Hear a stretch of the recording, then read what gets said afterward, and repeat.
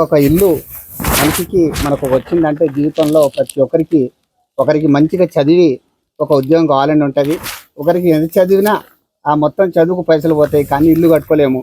అలాంటి ఇల్లు కూడా మనకు ఒక పేదరికంలో ఈ ప్రభుత్వం మనకు ఒక ఇంతమంది ఈ మాదారంలో 16 మంది లబ్ధిదారులకు 1వ విడతల మరి ఇది వచ్చినందుకు మరి గౌరవ శాసనసభ్యులు గారికి మరి వాళ్ళ యొక్క కృషితోటి ఇదొక బృందం, ఈ పరిగి బృందం మనకు చాలా చాకచక్యంగా మరి ప్రతి నిమిషం ఈ గ్రామ ప్రజల మీద మీ యొక్క కష్ట సుఖాల దుఃఖాలతోటి మేంకా ఉండి మరి అన్ని గ్రామాలు 32 గ్రామాల్లో ఇప్పటి వరకు మరి 23 గ్రామాలు వీళ్ళు తిరిగి ఏదైతే ప్రొసీడింగ్లు ఇంద్రమ్మ పట్ట ఏదైతే ఇస్తున్నారో దానిలో భాగంగానే మరి ఈరోజు మరి మాదారం గ్రామంలో ఇచ్చినందుకు మనం అందరం మహిళలు మరి ఈరోజు చాలా సంతోషమైన రోజు.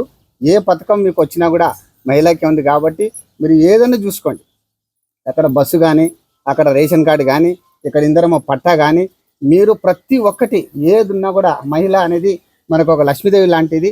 ఒక లక్ష్మీదేవి లేకుంటే ఏది ఉండదు. అక్కడ దేవుడు ఉంటేనే మనం పూజిస్తాం కాబట్టి ప్రతి ఇంట్లో మీ లక్ష్మీదేవి ఉండాలని చెప్పి ఒక ప్రభుత్వం కూడా మనకు అందరికీ ఒక ఇందిరమ్మ ఇల్లు ఇచ్చినందుకు మీ యొక్క మహిళలు ఎప్పుడు కట్టుబడి ఉండి ఏదున్నా మీకు ఏ కష్టం ఉన్నా ఇక్కడ ఇందిరమ్మ కట్టి సభ్యులతోటి మీరు వాళ్ళతోటి కష్ట సుఖాలు తీసుకొని ఏదున్నా ఇంకా ఎవరికైనా రాకున్నా కూడా మరి మా చైర్మన్ గారు మనకు చెప్తారు.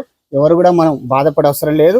ఇది విడతల వారీగా ప్రతి ఒక్కరికి వస్తుంటుంది.